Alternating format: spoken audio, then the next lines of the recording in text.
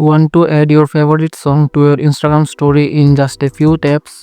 In this video, I will show you how to add music to your Instagram stories. First, update your Instagram app from Play Store if there are any update available. Then open your Instagram app and tap on this plus icon. From here, select your picture or video. Once you have your content ready, then tap on the music icon from the top of the screen. Now you can choose your music from here, or you can search your music. Now you can set your favorite music part from here. If you don't like this thing, you can hide it from here, or you can change the style. Now share your story.